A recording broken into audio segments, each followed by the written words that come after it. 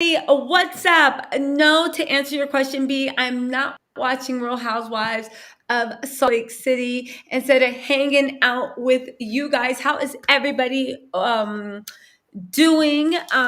As you guys can see, I'm running late, but I am juicing up. So that is good. How's everybody doing? You guys, welcome Mel NYC Reviews. Mel, how are you doing?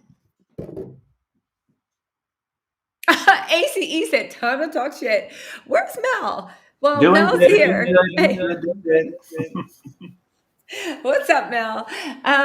What's going on? So, you guys, let's get into this, shall we? Shall we? Let's get into this.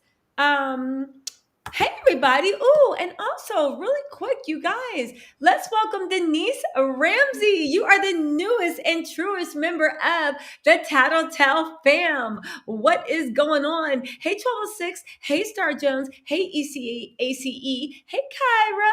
What's going on? Hey Star Jones again. Of course, B, the best moderator in the world. Y'all, hey Kenny, what's going on?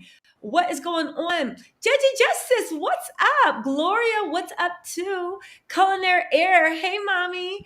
Culinary Air said, Simon, quit this like and live before it even starts. You're petty at showing, Mr. Gabodia. Yo, I got something on that. I'm in the works working on something really good, considering that, and you guys are going to love it. Listen, you guys, I am coming back stronger than ever this week after Tuesday because I'm taking me time, but I'm also creating. I'm creating. I'm going to do exciting stuff. I'm going to do new stuff. I'm going to do fun stuff. I'm going to do stuff that you guys are going to love it. Okay. And if you don't, let me know in the comment section. You know, I love when you guys drag me, and y'all will drag me. So let's see who else is here. Hey, Vicky. What's up, Trey? Jackie F. What's up? Jackie. Okay, so let's get into this. Hey, Nerva. Hey, Mior. Hey, Miss Sandra. What's going on? Minerva Sagisi. What's up? XOXO Sylvia. Hey. I think I got all the Tattle Tells. What is going on? Okay, you guys, what did you think about that episode? Mel, let's see your takeaway, and then we're going to go through each scene and dissect. What was your takeaway? Well, I mean, it was. Oh, What? it was an episode. It was an episode. I think that it wasn't as. Sorry, it wasn't as promoted, I guess, but I was happy that they were focusing on Giselle, and I remember a lot of times in this program talking about one of the things that annoyed me about Giselle was that I called her a person who didn't know how to deal with her feelings, and yeah, I think that was something that I'm glad her daughter's brought up, because that was one of the biggest issues I had with her on the show, that things happen and she just sort of sweeps under the rug, or she acts like she's not bothered, and she really is. So I was happy that was being approached. And there was some other things happening with Mia and G and the mother, and things that wasn't on film. So I was like, okay, very interesting. So let's talk about this scene. We're going to talk about every character's storyline instead of going through all this stuff. Let's talk about, because you bring up something that really important, what happened with Giselle and her daughters. If you guys have not seen the episode, if you're on the West Coast, Giselle goes and takes her daughters out to pick pumpkins. I'm just joking. They were looking for landscaping stuff for her driveway. Giselle still has her boot, so they're walking super slow. But even when Giselle doesn't have her boot, she's walking super slow, right? The girls are slow walkers, right? I'm a fast walker. So Giselle's daughters sit down and say, listen, we don't want to see you old and lonely. And Giselle was like, what you mean? And they were like, no, it's because like we feel like because you haven't showed us an example of what a relationship is, and dad hasn't shown us an example, that we don't know what a healthy relationship is. And I literally looked at TV and said, listen, I love Giselle. I think she's a great mom. I think her daughters are absolutely stunning, so well behaved. They were raised right. Her daughters need therapy. And her daughters need therapy really, really bad. And I'll tell you guys why. Let me know in the comments. And also, of course, Mel, let me know if you think I'm wrong. Her daughters need therapy because, you know, you ever see that whenever parents fall apart and the marriage falls apart and the kids seem like they lost something, you can do two ways. You can either blame your dad because your dad left, or you can blame your mom. And I'm not saying that they blame her, but they almost feel a little bit that if she wasn't so hard to get along with, that they could have had this fairy tale, right? I feel like they have the grass is greener syndrome. They have a Disney version of what a two-parent household looks like, right? And they slightly blame their mom for not being so open. And that's why that therapist that Giselle has, the therapist is an idiot. He's a dick. But the one thing he said that I was like, all right, point to you, where he said, have you shared with your daughters what you went through? Because I feel like Giselle and her kids, because Giselle tries to shield her children from so much, right?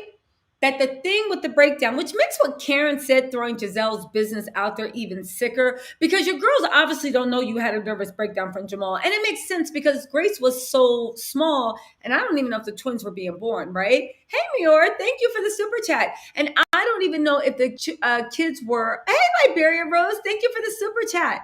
Let me see these super chats. But I don't even know if the twins were born. But it seemed like, it really honestly seems like they slightly blame her. And if she would just say, I'm emotionally closed off because your dad tried to gaslight me to the, or I don't know what happened with them. I'm not saying Jamal's a narcissist. I don't know enough of it to know, but they literally blame their mom instead of seeing that their mom got this closed off and got this because at one point she loved somebody with all her heart, that she gave her body, her mind, her soul, her sanity, and that person sucked it out, chewed it up, and then vomited it back on her, you know? So yeah, not to take things so deep, but when I saw that, I was like, the kids need therapy. The girls need to actually see what's going on. And she needs to be not emotionally open. I don't think that's what they're asking for. I think they're literally, because they're young, they're asking for their mom to be emotionally honest with them.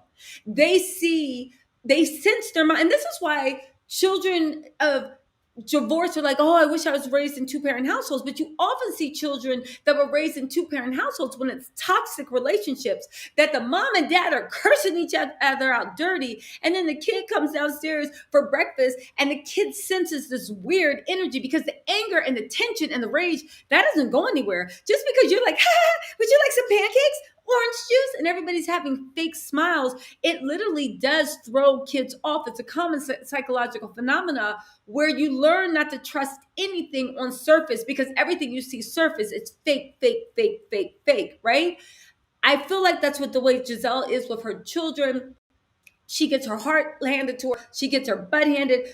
She gets her heart broken. And instead of just saying like, yo, like, I love this man and he ripped my heart out, this and that, or just being a little bit honest with her daughters, she's like, everything's fine. And they see that as emotional closeness. But really what it is Giselle is very, very fragile emotionally. Most people that have suffered any type of mental issues, especially a nervous breakdown, they remain fragile. And Giselle has to do that to protect her peace. Plus, she's old school and she feels guilty at the fact that her kids aren't in a two-parent household. So anyway, y'all, I'm sorry to get so deep with it, but I was like, those kids need therapy. Giselle needs therapy too, but she knows that. But those kids need therapy because they're suffering from the grass is greener on the other side. Being raised in a two-parent household does not guarantee you any more or less happiness than being raised in a one household. It just doesn't. It just doesn't. So I'll say that. Now, Liberia said Mia is out to make her mother pay for her transgressions by humiliating her in front of the entire world. Liberia, maybe, but we're going to talk about Mia too. I have a different opinion of her mom. I really think if I was Mia, I wouldn't have my kids around my mom. But we'll get into that. So what's your thoughts on Giselle and her daughters and them having the grass is greener complex?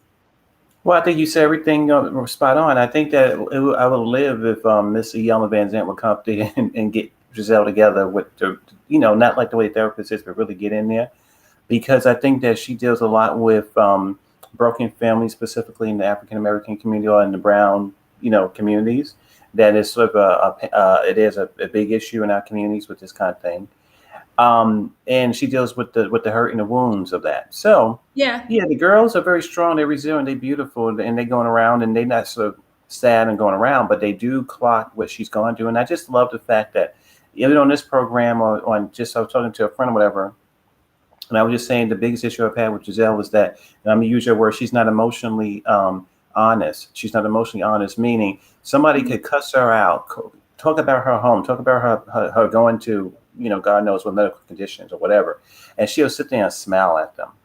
But Mhm. and then she'll come back in the next thing and be just as vicious as a rattlesnake. So I think that the simple fact is maybe that's just the way she was in school. Maybe that's the way she was in her family. I mean, we Mhm. can't forget that her father was a civil rights leader, and I don't know how many times he had to face people who were totally hostile to him, and he had to not smile about it, but he couldn't let them know how much he was getting to him. So It's true. to come home in a house like that and be like, Dad, these girls are making fun of my hair. I know from me too.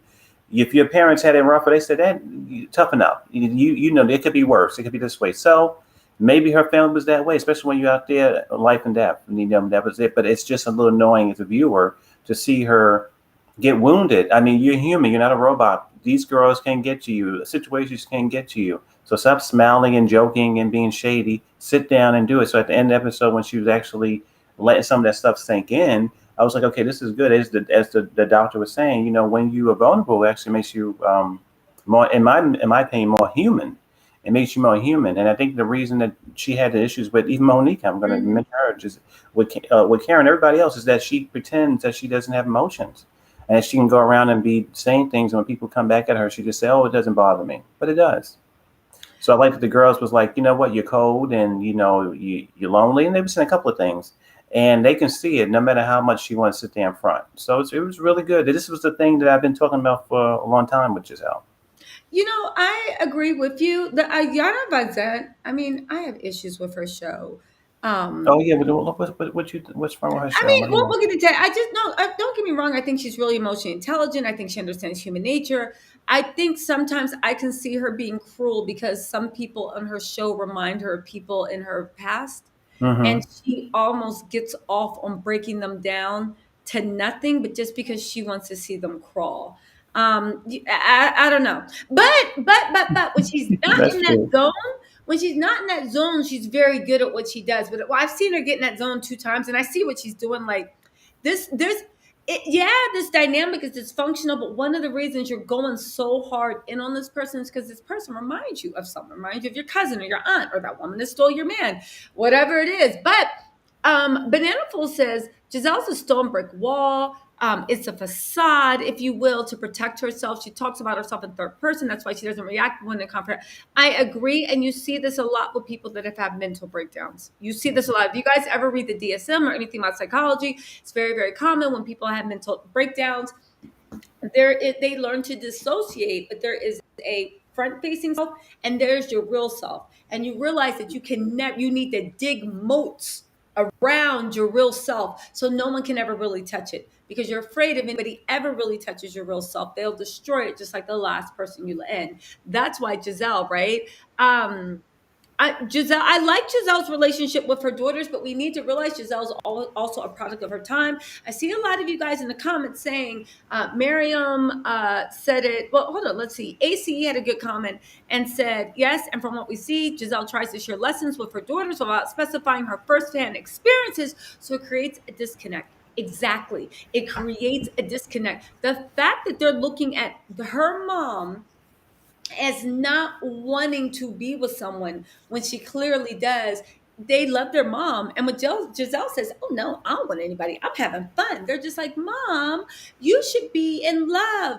Instead of just saying, "Listen, I tried to connect with Sherman. Monique did some stuff. One of my coworkers did some stuff, and Sherman didn't feel that whatever I offered was enough to hold him. I tried, and he left." I'm very sad about it. I really like Sherman a lot, and in my heart of hearts, if I could fix it, I could. But I just know that I did give him what I could, and I gave him everything I had to give, and it just didn't work out. But instead, she's like, "Oh, please, Sherman's just 1 in a million," and they're like, "We like Sherman." She's like, "Keep it moving." So the kids look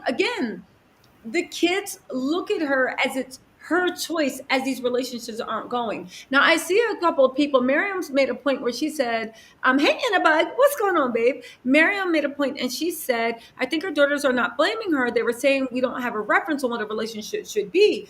Okay, that's an interesting point, Miriam. But to that, I would actually put forth, I think they're blaming her a little bit, because the reason why Giselle's relationship, I'm not talking about all of them, but the reason why the ones we've seen that she wanted to hold on to was not for lack of trying. She tried so much with Jamal. She tried so much with Sherman, right?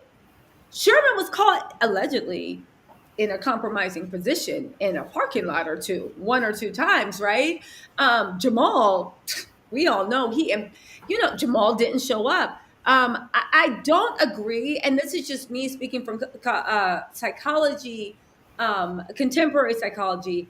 I do not agree that a child needs to see their mother in a romantic relationship to get a reference for what a relationship should be. I really don't. Not when not when they're a single parent and they are dating. There is enough out there, and we all know when you date people, it's hard to connect. It's hard to find someone that respects you and is faithful and is giving and is kind and kisses babies and likes dogs and all the things you might want. It's hard to find that in one person when you're just working up for yourself. Now couple that with three children that need the bulk of your attention, and now you have to split your attention four ways. It's hard to find anyone to even find someone to click with, let alone get married or whatnot. So I don't fault. I saw Mayor made a comment where she said, I really think it really makes me think, how can you save your congregation and not see your daughters are needing love and a present father consistently?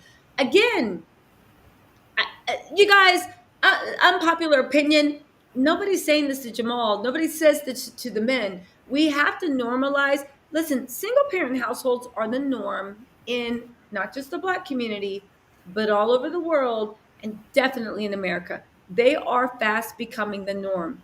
If we don't, as women and men, children's mothers, brothers, sisters, fathers, lovers, whatever your role is, if we do not get out of the thing that you need to be in a romantic relationship in order for offspring to be raised with love, no. Because at the end of the day, children don't care if mom and dad are doing the labada every single night. All they care about is that they have consistent, loving female and male role models in their life. And yes, somebody that is a father figure. But for this to see, not see your daughters are needing a love and present father constantly, they have a father. Jamal's not doing it. He mentally abused their mother on the way out. Giselle is raising three girls by herself and still healing. And it takes people decades to recover from mental breakdowns. Giselle healed by herself and raised three kids. It's like, you guys, and again, I'm not defending Giselle, but let's just give her a break. If this was Mia, Candace, even Ashley, I'd be like, yo, let's give them some grace, because it's a lot of things. But again, I don't think that there needs to be a romantic male relationship in a house, is my personal belief, for a child to be raised right. I know a lot of people from two parent households that were raised in toxicity or saw very toxic ways. There's a reason why nobody getting married in nobody's relationship. But then again, listen, that's my opinion. We'll move on. But I do think that the therapist was saying, tell them what you went through. Tell them what you went through, so at least they know. Because the model she gives is, I kept it moving and the relationship fell apart. If they don't see what happened in between, then when the same guys run game on them, they're going to be like, oh, well, my mom didn't talk. Maybe I should talk, instead of telling him to go kick rocks. But that's just my opinion, That's my opinion. Now, so let's get into the Mia thing, right? Well, let's see your comments on Giselle. Do you guys have more comments on Giselle? Yeah, I agree with that, Liberia. If the choice is between a dysfunctional relationship or no relationship is more healthy. I completely agree with that, Liberia. I completely agree with that, right? Tarika says, I'd be interested to know who her girl confides in or goes to when they need an emotional support, since it's clear Giselle isn't equipped for the most part. That's an interesting question. I get the feeling it's the granddad. Now, if you want some real tea, and you guys remember the scenes with Giselle's mom, I'm not saying she's a narcissist, but the way Giselle describes her, she seems to embody narcissistic tendencies, Hmm. narcissistic personality traits. And to your point, Mel, you know when people are raised by people with narcissistic, they usually pick a partner with narcissistic traits too. So I thought that was interesting. That Giselle's mom is like very harsh, very.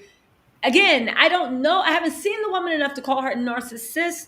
I'm not saying, but there are things that Giselle says about her childhood where it's like it seems like you were raised by a mother with narcissistic traits. But Hmm. Well, I was going to say I'm agreeing with Morgan D here, where she said it was good to see her somewhat vulnerable. Just she seemed more human. That's all I'm saying. I mean, I just don't like the jokester. I mean, it's good to have jokes all the time, but I mean, sometimes we got to sort of show the real side. We got to show that things does connect and does hurt, and we don't see that with Giselle at all. And so that was very interesting to see that. I'm not sure about the psychiatry, what's going on. I just think for me personally, is annoying to see her basically be in battle for 700 years with everybody on the cast and pretend that, and just pretend that you're smiling through all of it. Nothing hurts you, nothing yeah. penetrates you. I saw that with that binder that she came back. She was mad for the whole season, but she was still smiling, and it was good to see at the end of this season, her girls tell her, "Look, mom, these are some of your little this is some of your shortcomings right here." And I was so happy. I felt vindicated to see that because Mm. it's just annoying. It's annoying. Girl, you cannot be fighting everybody and say that nothing is penetrating you. You wouldn't have been mad at Karen and Monique if you wouldn't have been mad this season if it wasn't for you weren't hurt. Or that you didn't feel played by Jamal in some way. So, for me personally, I'm not sure about any of the other stuff. I just feel like it's just for me as a viewer, I need her to not joke about everything. Same thing with Ashley too. To be honest with you, I don't need these two ladies to be, oh, everything is fine, and I'm just going to joke my way through all this shade and stuff like that. No, girl, you've been hurt by some things. You've been hurt by people. Own it. Hmm. And then the thing about this teaser, they're the same girls, the same ladies who will be at the table at the dinner scenes, asking other people for their hurts, asking other people for their vulnerabilities and for their dark secrets. And yet they don't want to Mm. own what hurts them. So yeah, that's not cool. I don't like that. I just want them to be more real. I agree with you. I agree with you. Just more real, but again, I don't know if it's possible. Giselle makes so much sense to me when I know that after Karen revealed that she had a nervous breakdown. Giselle right now is a stranger to herself. And it takes decades to reconnect with yourself when you have been made a stranger from yourself. So I wish her luck, but I don't know if she's capable of being real because that real self is still so broken. She's keeping it on an island. But I agree with you. She needs to learn, but this shows also to me that she was raised in either an abusive relationship or an abusive house or abusive family where you learn um that you cannot express your feelings, be it happy, sad, but especially negative feelings. You cannot express your feelings without a calamity happening. This is very, very common with people that are emotionally shut off, right? You learn that when you say, hey, I don't like that, calamity happens. It's never like, oh, okay, sorry, I'll do better.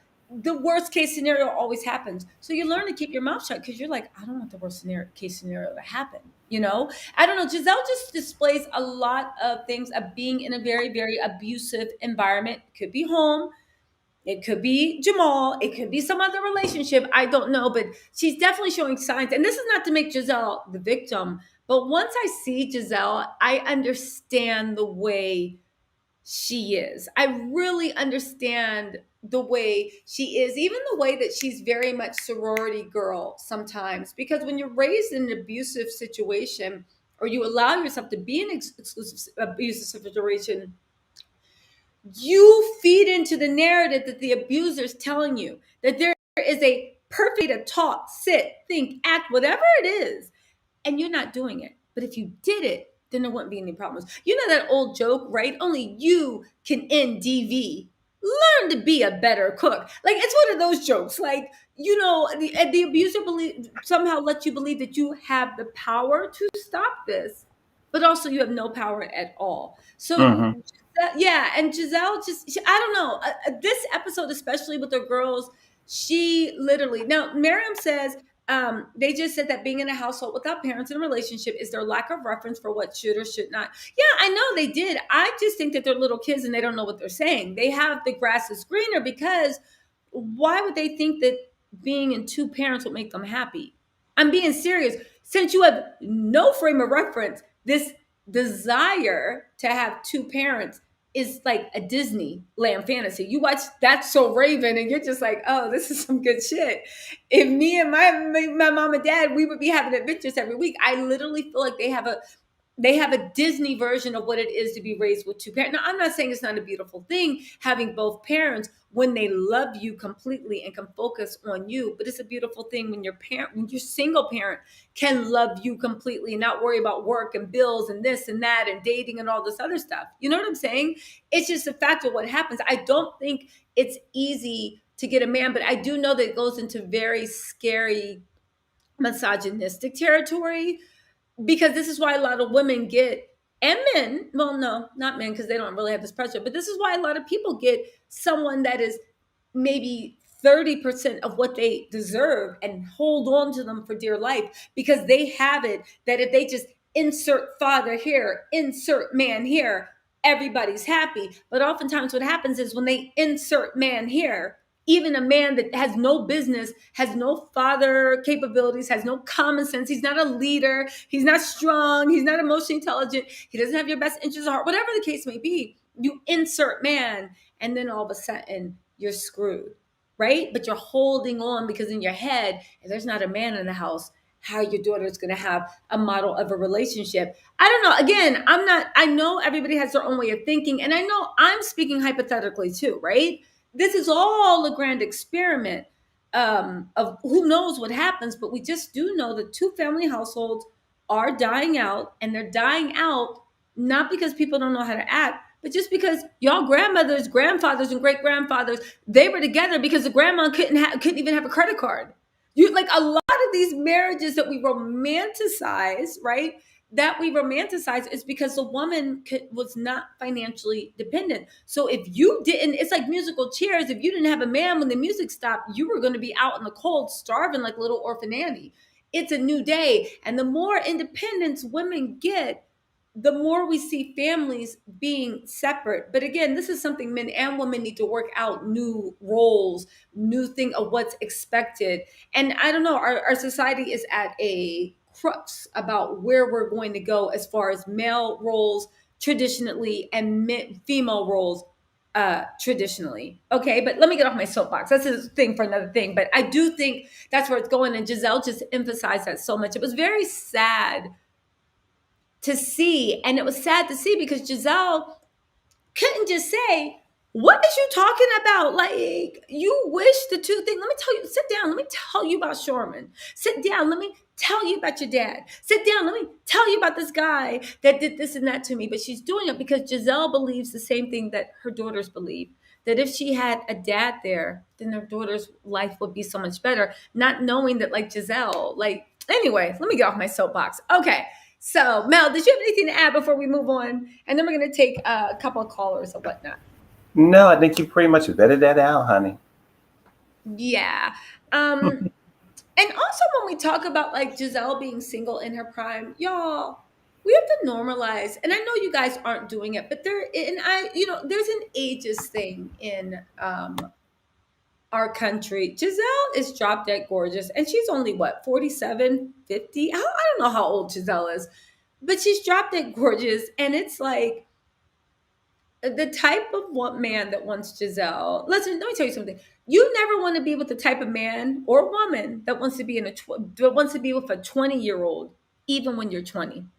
You just don't. I'm like, listen, we'll have a relationship panel one day, but you don't want to be with the type of person that wants to be with a 20, 25-year-old, even when you're 20, 25. Because guess what? eventually you're going to be 26, 27, 28, 29. There's a certain personality type that literally, like a vampire, preys on somebody's youth. But once they've sucked it out, they discard it and they go to something else. But that's a conversation for a different thing. All right.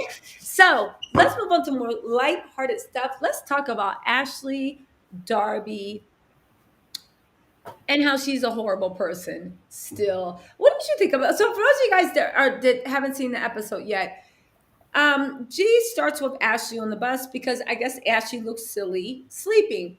Ashley goes in on G saying, "Leave me alone."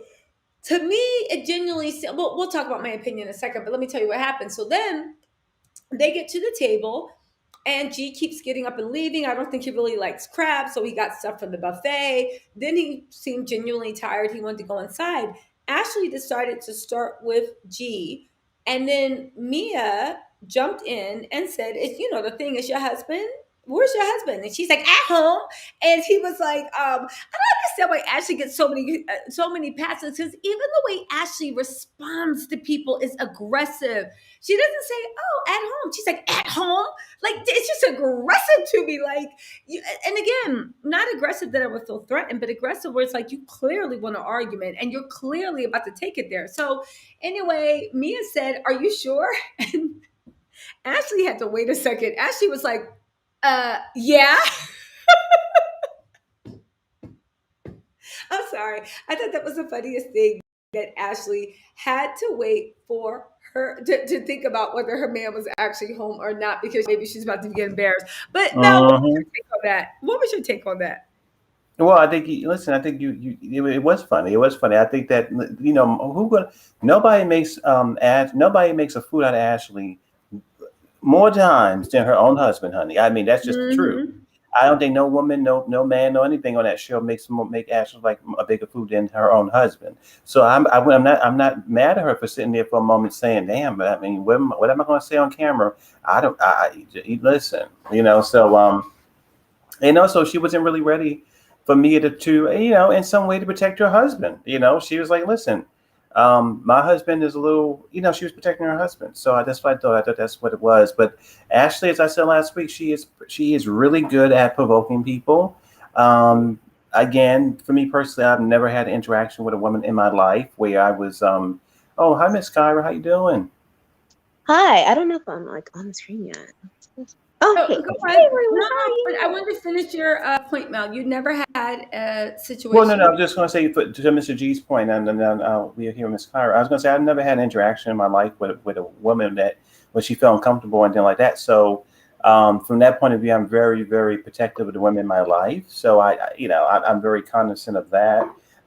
So I will. So if I was talking to Mr. G, a person was like, you know what, if the person is pregnant or whatever it may be, you might just want to, even if you feel they right or wrong, they automatically right, and that's just how it goes. That's just True. the way I was. But if it was a person who was older, if a person was nursing, whatever it is, right or wrong. That's what I was saying. I was trying to say it last week. Is that in my life, the people in that position is always right automatically, even if they were wrong. So you just sort of back up. It's just sort of a gentleman thing to do. That's all. Yeah. Yeah. But I No, was I happy that Mia, gave a couple of one-liners that was pretty entertaining.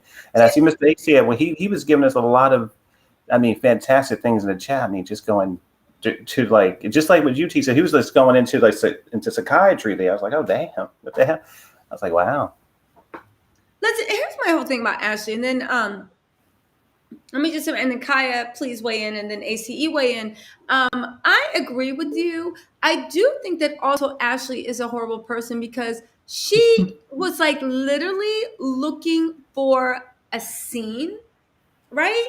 And I get it. You've been in your mommy mode. You know you have to make a splash, but you were looking for a scene, and she tried to do that same thing that she does with Candace. The only thing is, Candace always takes the bait, right?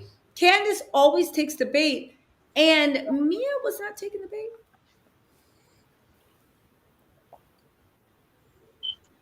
That's right. She wasn't taking the bait.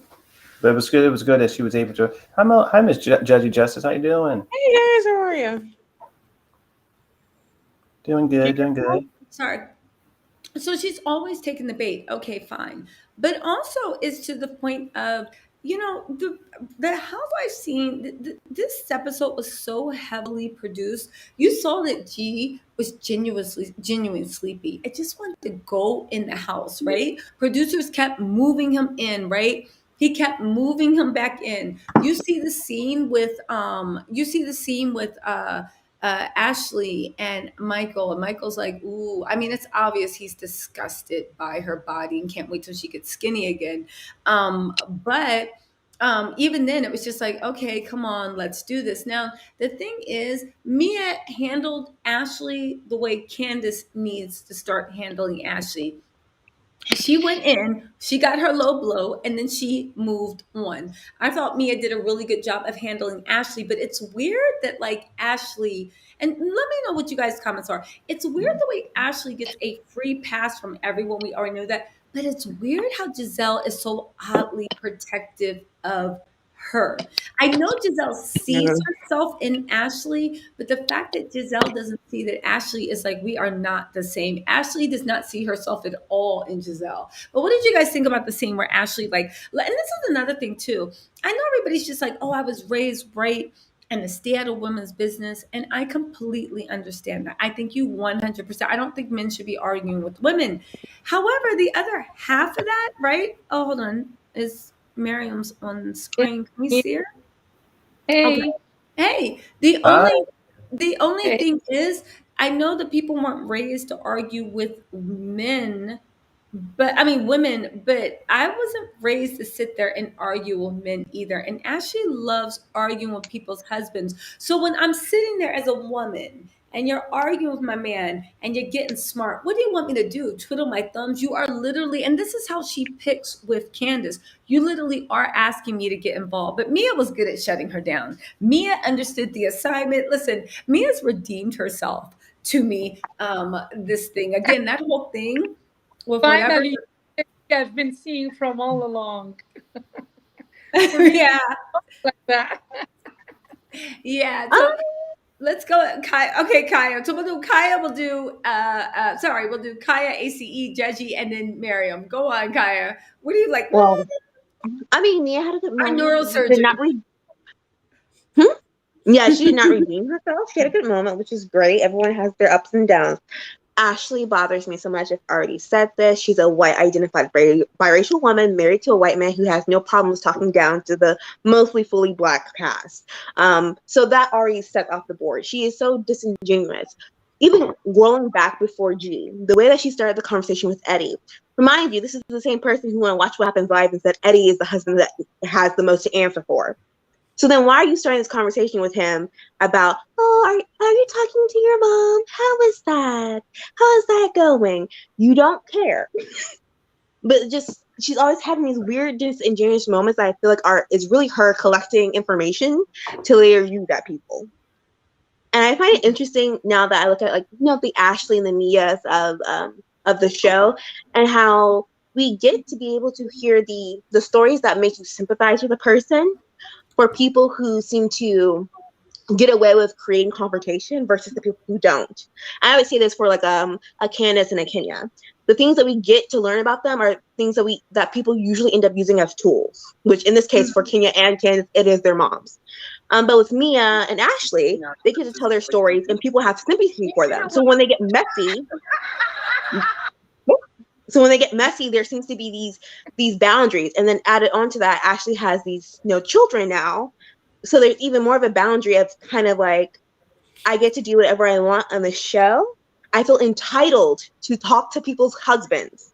I feel entitled to ask questions that if I was asked that, I would be upset about. I feel entitled to go on Twitter and start confrontations with people and then get upset when somebody meets me where I'm at.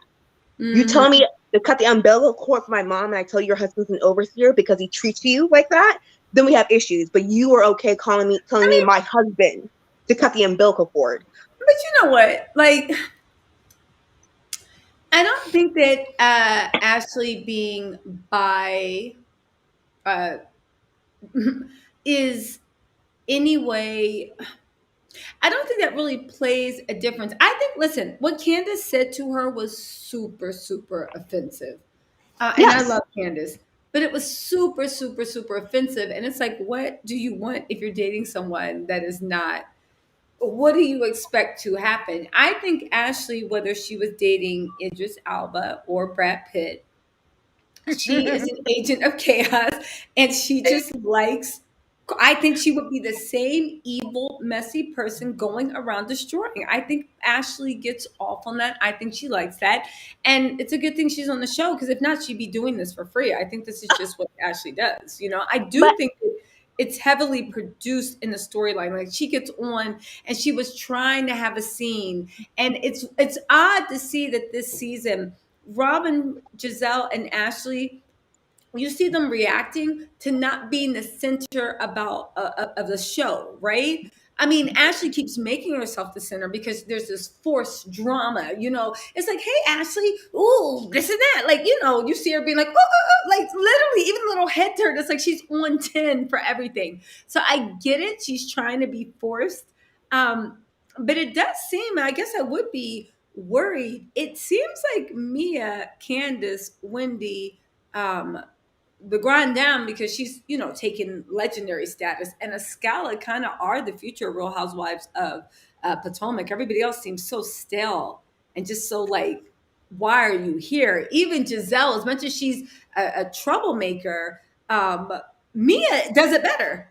And Mia moves on. Mia actually, like to your point, Mel, Mia says what she feels and then she moves on, you know, at least from what we see. She might not forgive anything, but that's a good point. So, Judgy Justice, I'm sorry, ACE, why don't you jump in? What were your thoughts on that? Yes. So, first I wanted to piggyback what you mentioned with G, like always looking sleepy.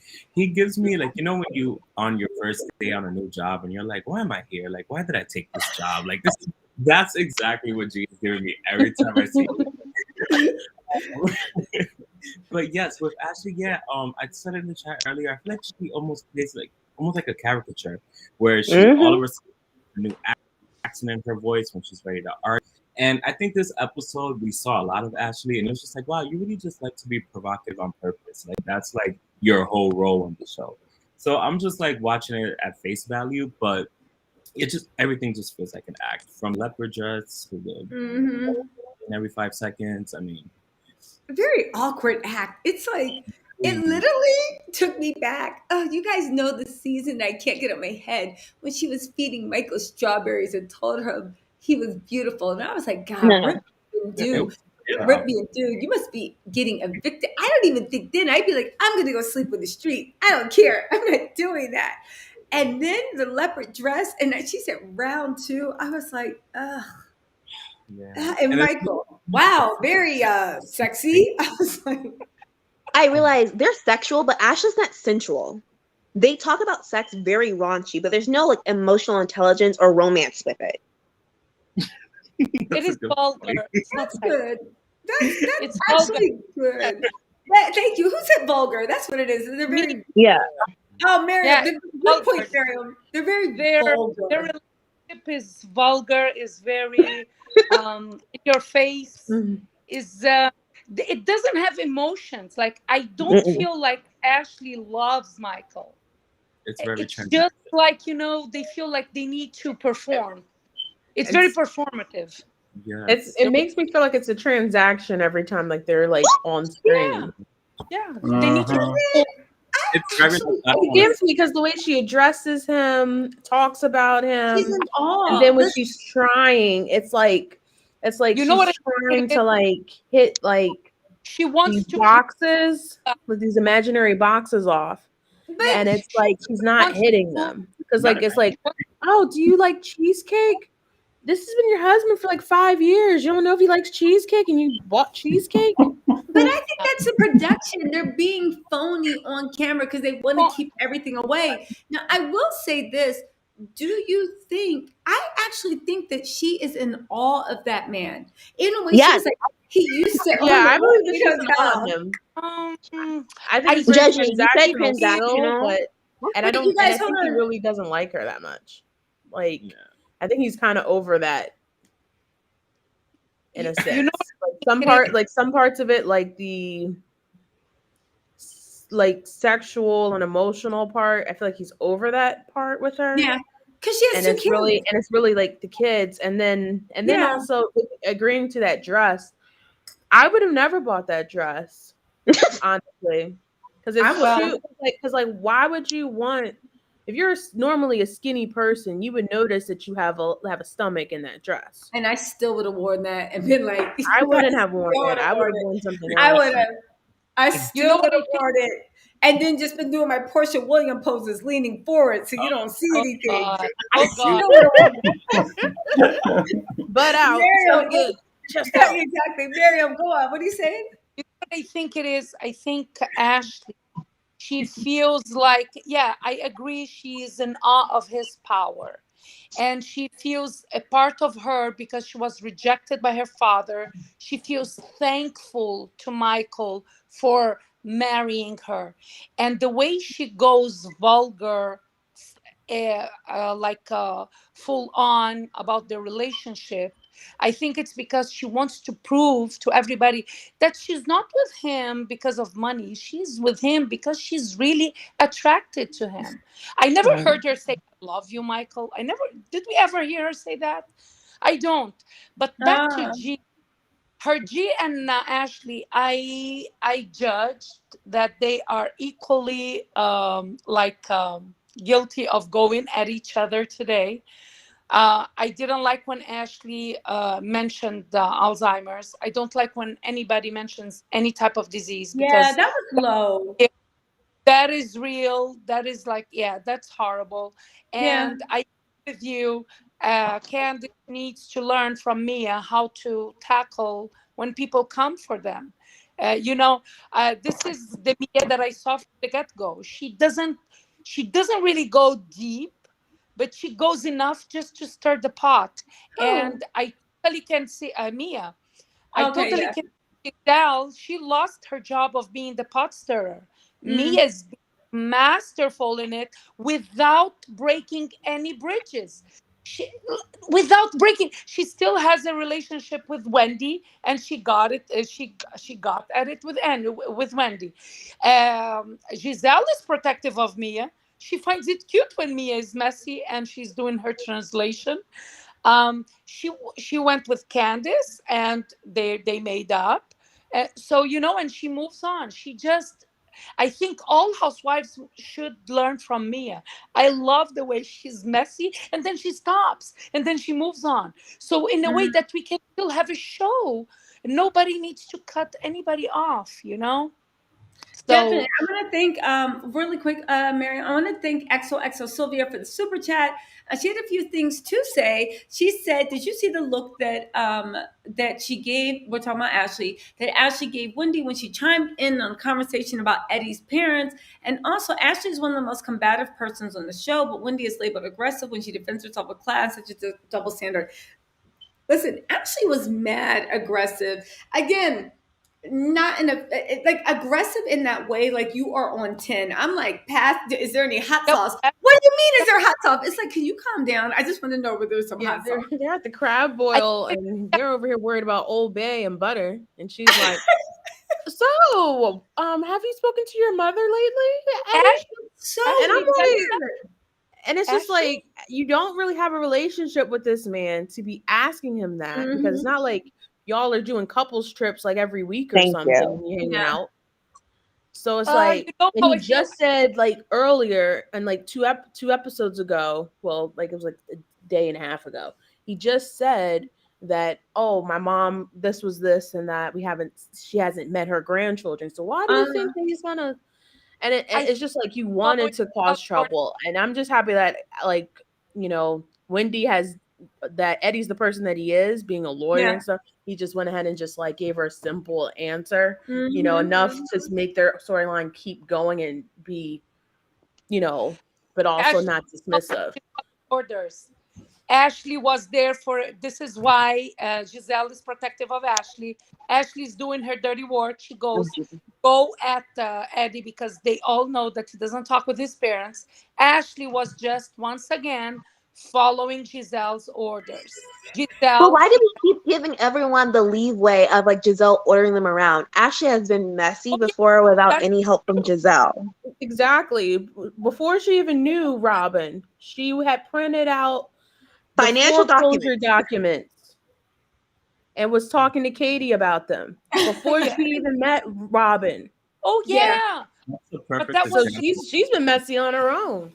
Thank, Yeah, thank you. You can't give that to I, Giselle. She might be a I, little bit protected by Giselle being that no, And bring I her think that's back, just bring her white back, skin quick. on the I'm boat. sorry. But I didn't mean she's been that way. messy all along. Wait, hold I on. Mel, meant Miriam, what did you guys say? I think I don't mean that Ashley is not messy. I mean like just out of the left field. She doesn't have like any type of conversation with Addie. That came out of left Yeah, field. I get you guys' point. It's like literally someone you don't talk to, you don't mess with, and asking your most personal question. But this is what I mean about heavily produced. Ashley, you know what? Ashley reminds me a lot of Drew this season. Just coming in on a mission, no context. Like you were saying, Judgy Justice, do we have butter? Is there Old Bay? And how's your mom doing? Have they accepted your grandchildren yet? It's like, just can you chill? But Ashley wanted to go home. She was like, I only have one thing. I'm here by myself. Michael won't show up. You know what it made me think also? Mel, let me know what you think about this in ACE. When they said that Michael doesn't show up, how do you know after Michael acted a full last reunion trying to fight that, not reunion, but last season, trying to fight the cameraman at Juan's what do you call it? At Juan's Engagement party. yeah. How do you know that Michael's not like allowed there? Because it's weird the way he won't show up at all. I think the only thing he showed up for was Karen's anniversary party, and it was his last episode. I think they said okay, but it seemed like Michael got put in time out for the whole season because And it's I think rightly so. I don't think no yeah. production people on that cast want to be around that man. I mean, I think if they sit in the room long enough with him, he pretend he's drunk and want to fill him up. You know, he's not a recovered predator in the way, at least in my eyes. I think they just want to keep him off the show. Now, somebody said in the chat that Ashley that was embarrassing that him bringing up wine in the middle of the situation. I told her that. Oh yeah, I wanted to get on I that. told her because Michael loves Juan. I mean, I think he loves Juan more than he loves Ashley. He and I think the simple fact he is, got more excited about Ashley, Juan yeah, than he did but I think about the Ashley. dress. But see, the thing is, we I see this, but Ashley will sit up on the show and say, "Oh, that's just normal. It's just normal." No. She will Ashley justify sees it. everything. He's She not will that. justify everything he does. That's No, what but she here's the does. thing, Mel. She does, but I know for a fact as a woman, she got annoyed like the way if you hear your man saying a girl's name too much, like, really? We talking about Judgy Mhm. Justice again? That look Uh-uh. on her face when he said why Yeah, she she was would have shut him up real quick. yeah, but the thing is, I thought about it and I was like, Juan and Michael's relationship, I was like, maybe Michael likes Juan. And then I was like, maybe because I remember last season, I was like, does Juan kind of like not feed him on, but does Juan because it's like, oh, we might want to be doing business with Michael. But then I thought about it and I'm like, no. Michael's the weirdo in this situation. Because honestly, Well, the even though producers, here's the thing, even though yeah. Michael's always professing his for admiration for Juan, how much is Juan actually around Michael? I think they've only been together Well, around. the producers asked her. They said, "Well, how do you like the bromance?" And I was saying to Steve, I said the bromance is a one-sided situation because I don't see Juan participating in bromance. I think he's an I embarrassment. think they do hang out. I think they do, but not on camera. And I You think think so? that Michael, I don't he think doesn't so. want to be on the show. Well, have we If I, seen have we seen footage and pictures? no, They no, did do a because little. when they talk in the show, there is like there is a level of you feel like even when they were having that fight last season with Chris Bassett, you feel like Juan had like he was giving him tough love, like having his back, like telling him stop acting like a fool. I feel like there is a friendship there. It's just not on camera because both of them, to be honest with you, I think Michael doesn't want to be on camera. I think they have a deal with the production. I paid my dues. I've been owning a lot of the scandals, and I carried a lot of the seasons on my back because of my indiscretions. So now they are giving him a break. I don't see Michael wanting to in front of the camera. When he is with Ashley, he is uncomfortable. Like he doesn't want to be there. Like meaning maybe in the marriage as well, but he doesn't want to be there. It's one of those things that him and Juan, they do the minimum to keep their wives on the show. That's how I feel. But I think that's a product of what happened with Michael, because Michael was very much so into the cameras beforehand until it came too much for him. Also, I'm tired of, again, we see this narrative of Ashley using motherhood as a shield, because then you have Michael saying, well, you went on vacation. I thought you had gotten some sleep. How are you going on a couple's vacation trip and expecting to sleep? That makes no sense. If I'm going somewhere with my friends, I'm not thinking that like I'm going to be able to sleep and get like adequate like 8 hours of sleep for my babies. That's not where my brain would go. I'm thinking I'm staying up late, I'm playing spades, I'm doing the drinks, I'm twerking or whatever. I don't know why they thought this would be a nice mission for her to go on a couple's trip by herself and that she was going to get sleep. Well, that was another produced moment, because Exactly. they have a nanny. So she wants to get sleep, she can get sleep. Thank you. That's exactly my point, Judgy. That's exactly my point. And so that was another one, just because. Like, what couple's trip is that? Like, even her going there, she shouldn't be there. Like, I understand, like Juan, we know he doesn't want to be there, and Giselle doesn't have a husband, but you supposedly have a husband. Why isn't you? If your husband is not going to a couple's trip, and I am into my husband, I'm not going to the couple's trip. Period. End of story. I would. Well, I would too, but I mean, like on the show, it's a couple's trip. And True. since we're talking couples, can I just say a little thing about Giselle and her daughters that moment? Yeah, go on. Yeah, when I meant, like, it's like when they said, I totally got what they said. They said that they don't have the reference. Sometimes having a two-parent household is a reference either of what a relationship should be and what a relationship should not be. I agree with you.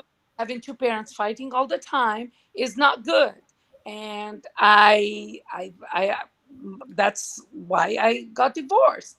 But my thing is that they never seen their mom in a relationship, like happy and mutual. That is the problem. They don't have a reference. It doesn't need to be with their dad, with anybody else. She was very briefly with Sherman. She was very briefly with Jamal again. And they knew that that was fake. So they don't have their mom Oh, but here's in the a thing. real So, relationship. Miriam, but here's the thing, and I want to put this a thing. I don't think Giselle getting back with Jamal was fake. I think that Jamal mentally abused her. I think he cheated on her. I think that he broke her heart in a million pieces and she was desperately in love with him. And she built herself up. I think that she took a lot of accountability in that, because that's what people that play mind games do. And when he left, she believed, oh, well, I did this because you're not independent, because you're not this, because you're not that. So she finally felt like and he probably told her, you're not nothing without me. The church is me, and I'm kicking you out. I'm telling you, I see Jamal. I don't know why. I could be wrong, but here's my whole question to you guys. I think Giselle came back and she said, everything you told me as the reason why it didn't work, I'm no longer that person. I got my own shit. I got my own name. I got my own house. I got my own money. I got this. I got this. I got that. I'm now worthy. I'm worth something. The gag was Giselle finally found out, and I hope she's in counseling. It was never all about that. If somebody ever tells you you're not worthy because you don't have that just means they don't like you and they're looking for an excuse. These two situations to be true, they're not mutually exclusive. But I really do think that inside of her head, she thought, okay, now I'm made, blah, blah, blah, blah, blah, blah, just like you said. And that he played mind games on her and he was emotionally abusive and he was he's still a serial cheater. But why do I say their coming back was fake? First of all, you don't go back to the father of your children still living in different cities. And it felt like, because they were all of a sudden going into a restaurant business, it felt like really business-like. I think Giselle, she thought, let's pretend we get back and then I get some of the money that I've earned, that I deserve from being married to you. Yeah, from Jamal, because they opened the restaurant. Wait, they opened. Remember the restaurant that he said it's in the name of her daughters? That was so off left field. They're not in the restaurant business. Last time I checked, he's a pastor, and she has like that liquidated the every who makeup line. So why are they in the restaurant business like that when they get back and it's in the name of her daughters? I I don't feel really like think that Giselle even knew about it, because that would have been something that I think she would have backed. no, but And they and it wasn't that he outright bought it; he bought a share into it, and then COVID yeah, they happened, and then he promoted on lost the show. money. Just like they promote every business, they say, "Oh, now Giselle, her daughters, they have a restaurant in Atlanta, so everybody's gonna The go." restaurant's gone. I feel like it's product placement. This is why for me, from and her father, he didn't want to have part of it. Do we remember the hot mic moment that her father said, Yeah, but "I'm that was out about of the relationship, not the Yeah, that was about the restaurant. And relationship. like, I it's think the I think show. no, that People product about place. it's about I really think that honestly, I think he was trying to promote that restaurant because he had a big share into it, I but yeah." it agree didn't with you work out guys. like that due to ACE, COVID. but here's the thing, And ACE and Mel, you guys jump in on this. Am I the only one that actually thinks? I mean, again, I think you guys are looking at Jamal and Giselle's relationship through the lens of functional relationships. It was a very No, I'm toxic not. relationship, and they're in a loop. Like anyone that's ever seen or witnessed people that love being in a toxic relationship, it is a loop. It is a loop. It is a loop. And for a relationship to be toxic, you have to kind of buy into the narrative that you are lacking somehow, and that you're always in a constant state of want or need or trying to prove themselves. But I don't know, you guys, ACE and Mel, let's get some testosterone in here. What do you guys think? Yes. So when it comes to their relationship, I don't question Giselle's intentions. I think that she's literally going into this with her heart. Jamal, I think his is it's a little, maybe it was a business thing for him. That's what's like left to be seen. I mean, we can come to all these different conclusions, but I think it's clear as day that Giselle actually wanted to make this work Yeah. specifically for her family. Jamal's end is where it becomes, was it a plot? Was it this? Was it that? And I can see him coming back into this relationship and the power dynamics, even if Giselle thought she made all this progress, going right back to how it was. And that's essentially why it didn't work. Or even the way he was like, remember that scene where they were driving, guys? And they were in the car, and Giselle was like, we're so nervous. Yeah. Where do you think things are going? And I was like, God damn, this man has her mind so messed up. What do you mean where things are going? Like it shouldn't. And then he was like, and then here's the thing where I said, I can see how he messed her mind up because he gave her some double talk. And I was just sitting there like, what you mean? Like, had that been me, I would pull over like, what are you talking about? Right.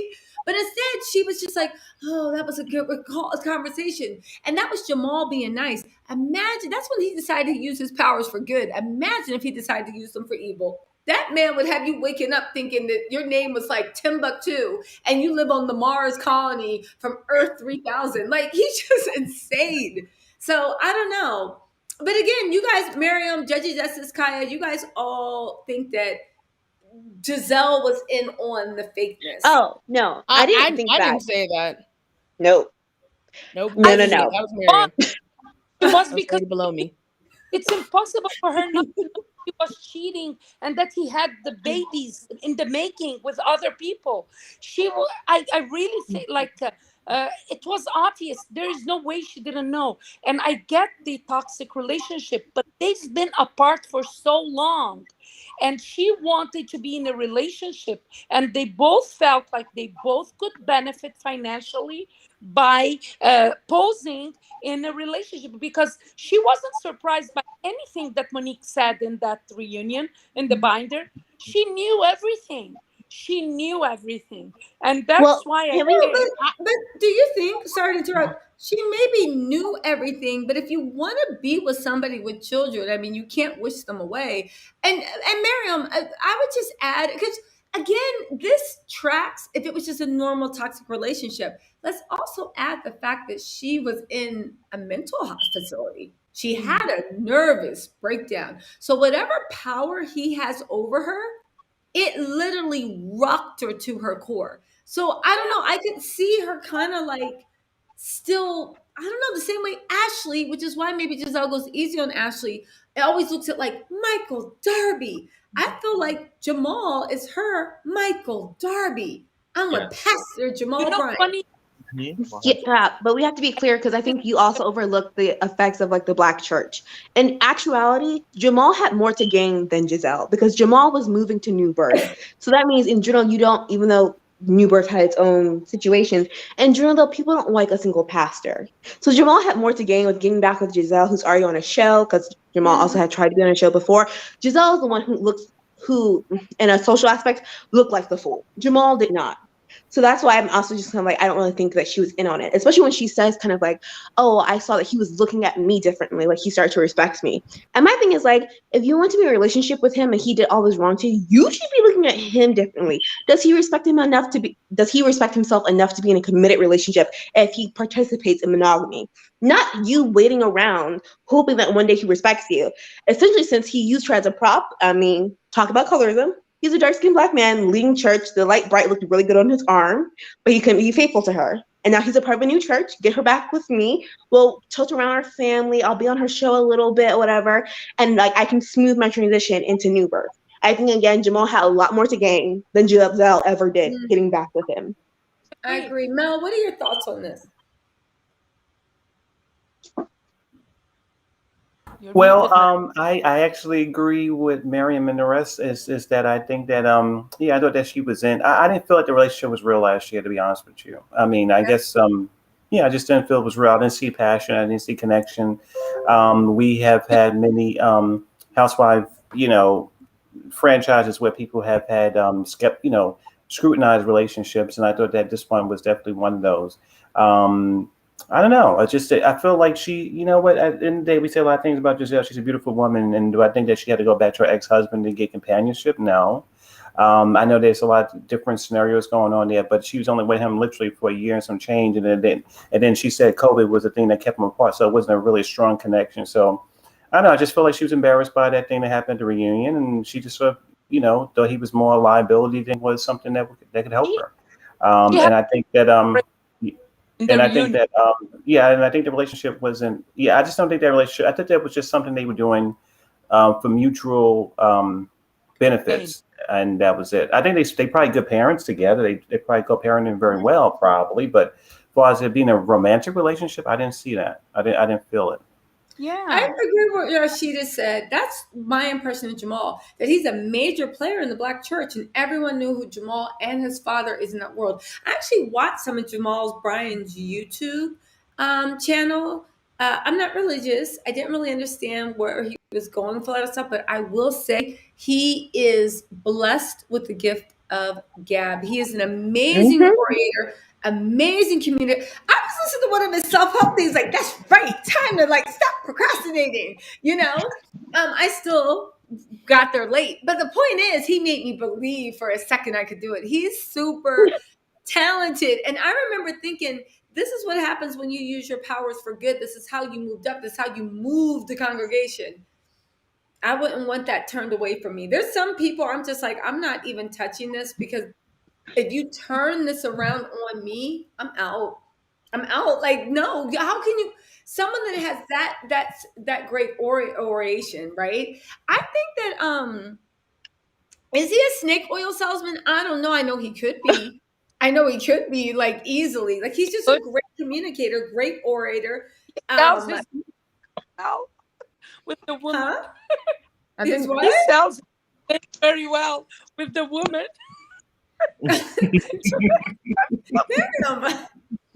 Yeah, I think a lot of people got free samples. That was the best. Speaking of the woman, you guys, let's segue into Mia, right? Yeah. Because Mia, right? Let's segue into Mia. I would not. First of all, I was really impressed by the way Mia handled Ashley. She got her together and then rolled before Ashley let them be provoked. I thought Ashley's comments to your point, all of you guys' point, definitely you, Mary, it was disgusting to talk about any type of mental illness. It's disgusting. It's like for someone to say, what do you have Alzheimer's, is saying, oh, don't you have the C word? Like, it's just disgusting. But Mia with G and the kids and her mom, I would not, I get it. Mia is hoping that her mom will be a better mom to her kids. I get it. I get it. And you keep creating opportunities that your kids can see a love that you were denied. And you thought you were denied that because your mom's sick. But now you're starting to see that you denied that because, like most people that are addicted to drugs, that's who your mom is. Do you know what I'm saying? It's like drugs, I think, and again, I don't know. I've never been addicted. I don't even use, I've never used.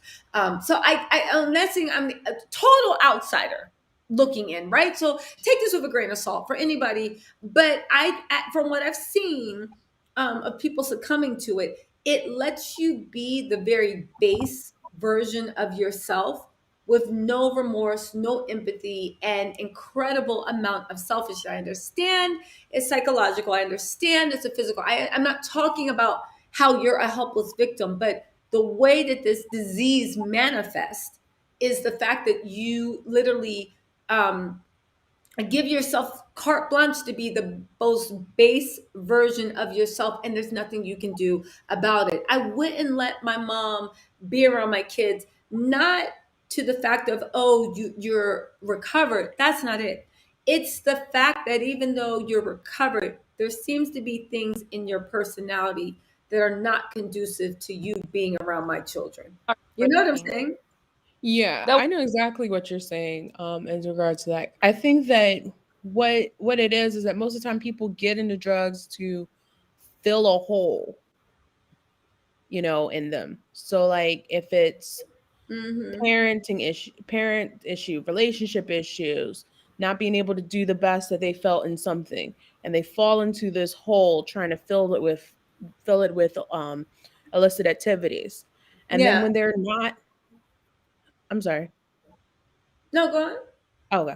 And so when they're not able to fill that anymore and they choose to go a different way, sometimes they don't pick up other activities to then build themselves back up. They find things to do, maybe watching TV, maybe cooking, maybe they're now a crocheter, whatever it is, but then they don't actually go to therapy to fill that hole, to prevent that hole from, it's like seeing like a sinkhole, like a pothole, and Yeah. nobody fills it. And I think that's the issue that I have with people who are who've been in drugs. They say like, oh, I've recovered, I'm this, I'm that, I have a job for 10 years. That's all dandy, but then you don't take the time to like fix the relationships with the people that you've harmed, or Yeah. you don't validate their experiences. And another thing was that, and this is like a tendency I feel like in like the Black community, as well as that our moms don't really all the time, um, validate our experiences. Because I saw that with Wendy's mom in the Mhm. episode as well, at the photo shoot. Her mom was invalidating her experience there as well. And then Well, Mia's mom. she was, but here's the thing. Wendy wasn't wrong in her conversation, Mm. but I wouldn't have sat there either. Like, you're calling me out on national TV, telling me that you're basically blaming me for you not having the courage to follow your dreams sooner. Wendy, are you? And I get why she said that. I get it. Yeah. But Wendy, you have 3 children, mama. Like, and I get it. Parents are powerful over us. I get it. But it's like, I didn't expect her mom to sit there and have that conversation on national TV either, because I wouldn't. Wendy did the same thing that Mia did to her mom. The only difference is Wendy's mom can take it. That's the only difference. But let me get everybody's opinion on what happened. Yes, weigh in on Wendy and on the Mia situation with kids. Like, I don't know. Even the way G was describing the mom coming, and I'll say one thing with G. Um, he says a lot of dumb shit, and he does a lot of dumb shit. But one thing I can say about G, and maybe this is just from wisdom, he will literally take a lot and just swallow it. I actually believed it when he said your mom was coming at me, and I just like took it. Just like when Ashley was coming at him, he was like, and he took it. So I mean, G is very, very measured. He's very stable when he's sober. He's very, very stable. I like Yeah. it both ways. Yeah, I agree with you about G. I actually thought last episode when I don't know, I something about the kids and the mother and the home with them. And I didn't think they were in danger, but I was just like, Yeah. I just thought it was very fast that she sort of gave up that sort of trust with her mother. I don't think that the mother. I'm not sure if the mother. We don't know what she was supposed to go to jail for, 20 years or whatever it was. But I just think that when you have a person that has gone through as much, trials and tribulations the mother is, you might want to have somebody to supervise the supervisor. You want somebody there with the mother. You don't want to just sort of leave her there for full responsibility, because you don't know if she's going to freak out. You don't know if she's going to lose her mind. Not on the kids, but she might be overwhelmed as she was. Now, it seems like Mia and G didn't really get a chance to do their thing. I don't think they wanted to be that crazy at the place where all the filming. Thank you for getting that, Miss Tia. So I think that what happened was he got all turned on. It was like, you know what? I don't want this. I need to get, I want my time with my wife. So mom-in-law, can you take the kids for another whatever? They couldn't even leave for 2 hours before she had a big old thing, and then she cussed them out on the phone. She cussed them out in person. Yeah, that's definitely a sign, a red flag. Like, okay, we can have ice cream with you, but I'm not sure if I want to leave my kids with you for 2 days, 2 hours. So that was a lot of things going on there, and I think that she seemed very nice and all the the scenes that we saw there. But the moment she had a moment of stress, if that's what you want to call it, she lost her mind and she reverted back to some of the things that triggered me. And now that part I would give to Mia. This is your kids. This is your sacred thing. She's not wrong. I think she's wrong a lot of stuff. I'm on her side on this part. That safety for the kids is number one.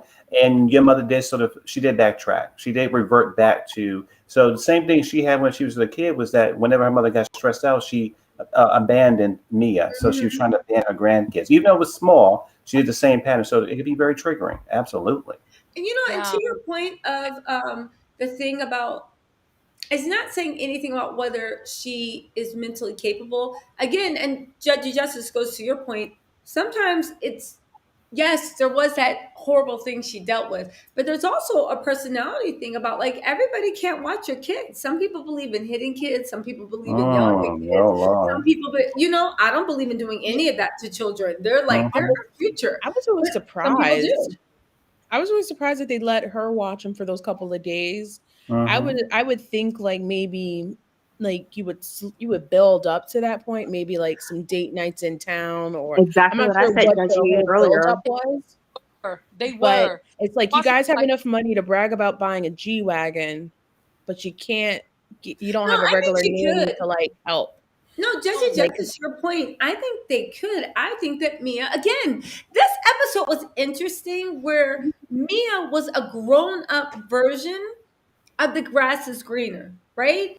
You think that if your mom can just start spending more time with the kids, she'll shower them with the love that you were deprived of. And the thing is, to all your point, but your mom has her own personality outside of whatever she went through. She has her own belief in how kids should be raised, what's this and what's that. So it's like you had this fantasy and you were like, take the kids because you think they're going to be eating ice cream and chilling. And then you got reminded, oh, wait, she's the same. Yeah.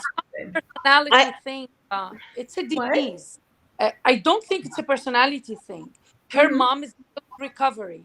And the thing about her mom watching the kids was part of rebuilding the relationship that they are trying to. And I just want to give props to G. When he's he never he never hits below the belt with Mia, when so many men would have, even like without intention. He is so kind, even describing the mistakes that her mom is making. He was the first one he was encouraging Mia, you have to call your mom. If it's important for you, you have to try to rebuild. And he is supportive of them having a relationship and the kids having a grandmother. I Yeah. think it's not the personality. I think it's her mom is still sick, and this is the troubles that every family goes through when someone has addiction problems. And I think her mom, she snapped, not because the kids over, because the kids, they seem to be very well behaved. What Yeah. I think is, what triggered her was, wow, my daughter, she went out with her husband to celebrate her anniversary, and I never Oh. had that. That's what I think triggered her mom into reacting that way. But Oh. and I'm not speaking ill about her mom. I feel like just she's so weak and vulnerable still. And to Mm. be honest with you, I shed a tear there. I felt so bad for Mia because I feel like she might be big, have a size 10 shoe, big hand, but she's really, I looked at the little girl like just wanting her mom to love her and be there for her. And that was so heartbreaking. And that made the episode today. Like, I love when G is sober, being a good husband. Like, it's so hard to have husbands like that. It wasn't fake. I didn't feel it was fake. He was so supportive. But then again, he said, I'm not letting your mom like overnight see the kids Hmm. anymore. I At least not understand that. now. Absolutely. But And I I want to think ask this. I had a couple of questions. I think you made a good point. Well, my question is, I would love to hear Mia's sister. I would love to hear what circumstances is. It seems like they have a wonderful relationship and a wonderful thing where she's taking care of those kids. I want to know exactly what circumstances is that happening. Is that sister leaving for hours or leaving for days, and is everything wonderful? And then will it come down to the fact that she feels insecure with Mia because she did her so wrong, and maybe with the sister she doesn't feel so insecure in that relationship, so maybe that's why she might feel a little nervous. But I just feel like in general, I think that Mia may have pushed that a little too fast and said, you know, you're my mother, and I want you to do for me what you do for my children, what you can do for me. I think that may have been a too fast burden. I think she needed to just sort of be there. She should have got somebody that she trusted, who she vetted, and that would have been good, and the mother could have visited. She could have visited while they were gone, but not take care of them for all those hours, because I don't think the woman's bad. I just think she was overwhelmed and she was triggered, and that's why she freaked out. yeah, but I it was only for dinner. It wasn't what for kind? day. It was only for dinner. She was No, supposed to like, watch the kids. well, I mean, those are two separate occasions because that's Mel was getting to my point. Yeah. I think the main issue is that Mia convoluted her storyline with her actual real life progress with her mom. I've personally said that I feel like, again, I know more about Mia's mother than I know about Mia because, again, Mia was also an addict and she has never once discussed that on that show, but she has told us every and anything about her mom. And I think for me personally, she used as a storyline, but then also kind of got lost in real life and pushed that relationship along, as Mel said, sooner than it was ready to. Because I said they need to be individual therapy, family therapy. You should have more outings with them.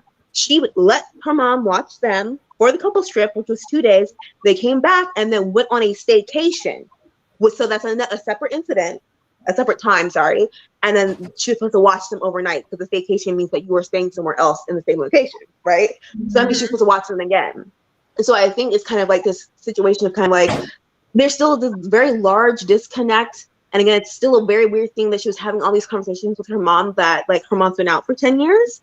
And it seems again that it's just now happening on the show. And now the children do know the grandma, but obviously there is that contentious point between Mia and her mom. But now you're going to throw her into your everyday life, which obviously from the way she had interacted with, Mia and her family, she's not ready for that. But since Mia has been talking a lot about her mother in this sense, she fast-tracked that relationship, in my opinion, when it came to that, which I do enjoy this Mia, being a little bit more real. But that's also my issue with Mia is that I feel like you have your character, but like her characters are just like a little too much in the sense that she's also covering herself with someone else's plight, which I feel like is her mom. Maybe having her mom show is a way of her mom making some money. I don't mean like the Bravo is paying her mom, but maybe Mia is saying, if you show up in the show, I will cut you a check, mom, and this is a way of you earning a living like everybody does. But then If that again, what kind of relationship is that? Because the whole point is when she I came out, know. Mia said she wanted her mom to be her nanny. Not, hey mom, come live with me. You can help me with the grandkids. She's literally called her mom a nanny. I don't want to be a like living servant or like be labeled as a living servant to my child. Well, you know what? To your point, Kaya, I do think Miriam brings up a good point. When she said nanny, to me that implied I'm gonna pay you and let you feel like you're doing something with your life instead of saying, "Mom, you move in with me and watch the kids." I don't know, Miriam. I agree with you. I feel like Mia might be breaking her mom off something, but the nanny. But she doesn't want that. No, but whenever anybody says nanny, I always say they're saying it like, "Oh, I'm going to pay you. You're not just going to be moving in with me and taking care of the kids." So, But grandparents are supposed to be free. exactly, Well, everybody expects free. My mom is free nanny when she's here. Hello. True. Yes, but her mom does not want that because her mom chose to live with her mom, with her sister, and live her life that way. So again, But we here's can't the thing, enforce what though. Mia thought she was going to do. But here's the thing, though. I will say this: Mia's mom in the earlier episode expressed one of the reasons why she had trouble connecting with Mia is because Mia looks just like her dad Yes. and reminds her of her dad. Also, Mia's mom raised her little brother and sister. But when I look at the timeline, I mean, I was like, wait, so that means they were with you when you were in and out, going inside of incarceration? Just because the mom is tighter with the sister or the brother doesn't mean it's a functional relationship. Yeah. Anything, they swam through the BS with her. The only difference is the mom didn't walk or couldn't walk away. I don't know what the case would be. Are they half siblings? Are they all from Yes. the same dad?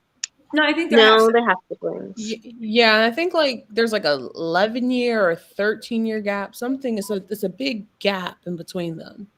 Yes, because the older one I think is 8 years. I think she has like an older brother that's 8 years, and I think the set of twins she said is 7 though. So I don't know. But my next point was Wendy, as someone of a Black diaspora background, I most definitely got where she was coming from. I didn't even get a graduation present for college because I told my mom I wasn't going to med school. So when Wendy is talking about like, you should have been like, "Oh my God, I love Harvard Medical." No, so like I think the whole thing is though like it was very much so wrong in the setting. It's like, girl, come on now. You are not allowed to call your Nigerian mom out in front of people she don't know from your community. That's just like that's not gonna go well. Yeah, I agree. That seemed to me, and I'm glad you brought it up. That seemed to me, I just want to say that real quick. That seemed to me would seem so contrived. It was like they had like a moment where they were doing this thing with her can do. Oh, night, Miss Miriam. Night. Bye. Okay. Yeah. They had a thing where they was putting together this photo shoot, beautiful photo shoot for her candle. And out of the blue, in the middle of maybe, I don't know, 10 people, whatever, around there, she wanted to talk, she wanted to bring up things she talked about last year. She already talked about, Mom, you're a little hard on me, and it felt a little hard to measure up to your standards. And we already had this conversation. So for her to do it randomly in that moment seemed a little too unfair to the mother. I would have preferred that she would have maybe had that conversation at a different place if that was really on her heart. I just felt like it was more like it was more ego based. It was more like, okay, I want to be the victim in front of all these people. It's like, no, don't do that. Don't do that. Well, I'm not going to be a victim. Photographer. What's that again? I liked how she started building it with the photographer. Yeah. So that's why I didn't want to say. And then that's how it led into, we and then that's how she made it turn into like, instead of an I statement, I felt it was a we statement at first until she got comfortable enough to say I. She said, we children with Nigerian parents, we feel this way, and then she started slowly changing it to an I statement. Very much so correct. So she didn't just straight out just say it. I don't want to say victim because the fact is that's the path for a lot of immigrant children. In this case, she's no Nigerian or a Black immigrant. That's the path. I mean, it truly is engineer, lawyer, medical doctor, PhD. Those are your options. If you don't do them, those are serious issues. So I don't want to necessarily say victim and like victimizing herself, because that is her lived experience, and that's the lived experience of actually a lot of people. Like I am one of them. So, but the thing is, wrong place. And I do think the conversation should still happen because now she comes to a point where she is doing something else. While before she was, I think she's still in the process of figuring out, but like she has something tangible that she's doing. Well, before she kind of didn't really know where it was going. So I do think there should be a nice continuation of like, you know what, Mom, I'm still like actually interested in this, because she's actually added on something else to her resume. She's a part of I forgot what it's like, Project 1965, I believe, or something like that, where it talks about Black education. Yeah, Black education, and then she is writing a book about Nigerian, her Nigerian mother and her becoming a mom and all kind of stuff. I think it's coming out like May next year. So she's added extra things on that still go to her academic background, but now she feels more comfortable to express her other side. So do you think there's a conversation to be had about that? But again, it was very much like an inappropriate space. No, I agree with you. ACE, jumping on here. What's your thoughts on this? Right conversation, wrong time. What's your thoughts on this? And also, what's your thoughts also on the Mia situation and her mom?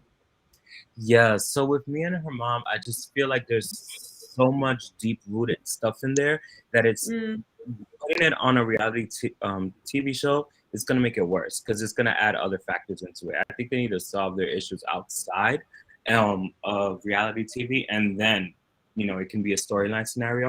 I think they both look at each other with anger and regret, because her mom, if she wasn't not if, because she was incarcerated, she's dealing with that. She's dealing with probably some anger towards her lover. She's dealing with the fact that her daughter looks like her. She obviously has a lot of guilt about how she feels. So I think it's just way more going on there, and putting it on a TV show is just going to add a lot of pressure, and it's just not a good look. It's going to make it worse. So definitely, I don't know. I don't know. I guess this episode we saw a different side to Mia. She's now coming off more as an enigma to me. So now I'm kind of like really confused by her. But I'm interested in seeing more. Next season. So I'm kind of liking Mia a little bit more now. Now in regards to Wendy, definitely wrong place, wrong time. I think that as Judgy, I believe she said, they were bantering with the photographer, and then it just kind of led into that. But definitely wrong place, wrong time. And why would you even want to do that in your own photo shoot for your business? Like, just keep the energy right. Hitting angles, like you weren't never there for me. Because my life's over. Oh my God, I wish I it's the storyline. It's the storyline. I have to say that. So you guys, really quick, let's go down the list. We'll start with you, Mel, ACE, then go to Kai, and of course, Judgy Justice. Let me know what you thought of the show. What you're going to think of a reunion. I know a lot of people are looking forward to Nikki going off on people. Bravo is like the problematic the problematic person, the person making inappropriate jokes at the bar that nobody's told to like take their drink and go home. I think it's so odd that Nicki Minaj is going off on anyone when, All right, so Mal, go on. Well, I agree with you about Nicki Minaj. Well, this episode, it wasn't, it was a good episode. It wasn't the one I enjoyed, the one last week, as I said before. I loved the last week episode. This episode was what it was.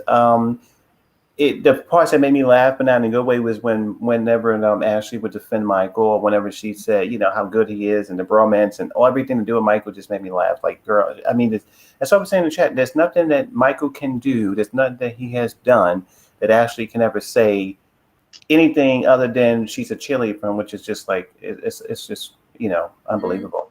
I'm again, I don't really love Giselle. I'm indifferent to her, but I was happy that some of the things, the criticism, constructive criticism I've made about her as a person, that her daughters brought it up very, very clearly about her way of connecting with people. And I wanted to say this too. In her initial marriage with Jamal, before this sort of craziness that she did last year, she said, and I caught this, and it was very interesting to me. She said, listen, when I was in marriage to your father, he was talking to me. He was having, conversation with me, and I knew what could work for our marriage. I knew what would work for me, but I just didn't want to talk to him about it. This is before, I'm thinking before the affairs. She was saying, sometimes in the marriage, people say a marriage doesn't break down because of one person, it takes two. So if you're withholding what's right for you, what works for you, she said to her daughters initially in the first marriage, she knew what would work for her, but she just didn't talk about it. So maybe it truly is her nature to be tight-lipped and to pretend everything's well and just smile about everything. And then, then next you know, she's divorced. I mean, obviously she's not responsible for his affairs, but I think that if she acknowledges there were times when she could have really stepped up and said, you know what, this is not working for me, and she just withheld that. That may be a part of her character, just maybe just who she is. That she would just sit there and take all the abuse of whoever, friendships or husbands or boyfriends or whatever. And then when they go, she just go, oh, that was it. So I'm going to keep on moving. And I think Ray, and even though people say it was misogynistic, he tried to clock it a couple of years ago. Said, listen, you don't got all the time in the world to be out here wasting time and not telling people what you really need. You know, you're a beautiful, mature woman. So get in there and start really talking about what you need instead of thinking people are mind readers. Because we have people in the world who think that they, you know, that want mind readers, people to read your mind and do everything perfectly. That's not realistic. So I was really happy that that she was tapping into that. I hope next season she works real hard on that. I don't need her to change. I like her to be messy. Listen, I like her as a character. I just want her to own when she's been wounded, own when she's hurting, tell people what she needs. She had an issue with that with her friendships too. So that's very frustrating for me as an audience member to watch her sort of sit there and act like nothing's bothering her. Even when she got raped by Monique, she was sitting there, and I think the girl said at the reunion, even they said, damn, you got roasted. You didn't feel that? And she's like, no, I'm like, girl, stop it. Be realistic, get into your feelings and let people know what's going on. So that Giselle was the one that I was sort of focused on. Everything else was just, you know, what it is what it was. Ashley made me laugh, but not in a good way, just because she was so delusional and protecting Mike all the time. And that was it. I don't think, did we see a scholar this week? I think it was the beginning, but we didn't even see nothing with her. So yeah, it was an okay episode. It was okay. And even when, and the last thing I would say, Michael talking about other people's bad behavior, you got to give me a break, sir. Stop that. He talking about all these people out here cussing me out, but they not groping people. They're not having affairs. I mean, come on, stop. That's a good point you actually made. Michael's doing all that talking, but also it just reminded me, this is where Ascala probably lost her champagne glass. Ascala's problem is, if you can say she has a problem, she's actually too normal to be on reality TV. In the real world, the way she handled that drama, my name's Bennett, I'm not in it, would have been chef's kiss, right? But in reality TV, you were like, where's Ascala, right? She's just sitting there quietly on her phone with Dre. Ascala's a little bit too normal, but it also makes me think Ascala has a little bit to lose because she wasn't about to go on there and acting a fool and ripping her whole family apart. So sorry, guys. There's that. ACE, thank you. And Rem, thank you for the super chat, Rem. And also we have ACE, Naturally Modeling. That's right. The Casual magazine cover. ACE, Mel made some really great points. What about you? What do you think of season, where it's going, the reunion? What's your thoughts on this episode? The episode overall, I really enjoyed it. It was a lot of personal stories, so that was really. I always enjoy personal stories when it's full of substance. So that was. Oh, sorry, can you guys hear me? Yeah, I can hear you, my Siri. Go on. Oh, all right. Yeah. So just a personal story. Just one thing I believe Miriam mentioned earlier about Michael not wanting to film or something, and I actually believe that because based on Bravo's track record, even if he wanted to film, they will allow him on screen. So just that's something that I wanted to mention earlier. As far as the reunion goes, I mean, I'm just tired of the biased reunion host. I'm tired of the biasness, just in general when it comes to Bravo. So I'm not really looking forward to it, to be honest. I'm not. I don't know. Like overall, Housewives is just kind of it's declining for me. I'm still watching for the mess, but like it's just clear that behind the scenes there's so much bias and there's a lot of manipulation going on, and they're trying to play off our intelligence, and it's just not becoming fun anymore at this point. But so I'll funny be watching. That up. Go on. I'm sorry. Oh no, I was just saying I'll be watching anyway. Until I'm officially done. I know, right? It's a funny thing you bring up. There is something going on with Bravo. We were all talking about that book that we're all going to read. You guys are going to read it with me. But I will say that there's a lot going on in Bravo, and it's kind of like, I think where it all started, the boss should never be allowed to be friends with the employees. You know what I'm saying? Like, yeah, Andy Cohen messed up by becoming friends, good friends. But then again, I think it's just his nature. He's one of those people that's just messy, He's just one of those people. Oh my God, Reggie. Hold on, guys. Reggie Greg Blanchard, thank you for the super chat. How you doing, Reggie? And thank you so much, ACE. Thank you, thank you, thank you. Yeah. I will say that I agree with you. The Housewives is dwindling. We will watch it, but you know what, ACE? Do you even think that you're watching at the same rate? You know? Do you think you're watching at the same rate that you were? I'm not. Like Potomac, a little bit of Beverly Hills. I don't know what's going to happen with the OC. I mean, I do this so for not for you guys, but for myself, so I can share with you guys. So probably, but if I wasn't going live, I don't know if I would have like actually watched. You know how you're just like, okay, I can put it on DVR and I'll just watch it in the week when I get some time. It just seems like I remember those times we would rush to the TV. You know, Reggie, weigh in. You know, remember those days we would rush to the TV and just like, oh my God, Housewives, and it was an event, and you were like, had your friends, and it was live watching. And now it's just like, did you see it? Yeah, I saw it. You know, it just, I don't know. I agree with you though. It's on a decline. Could that be, just really quick, could that be another conversation? Because now we have streaming services and things like that. I mean, that's a whole nother segue. So we do have streaming services, and it's so funny. Maybe Bravo should have, you know, they're talking about like Peacock, right? They could have really launched that Peacock network if they had taken the Housewives shows, each of them, and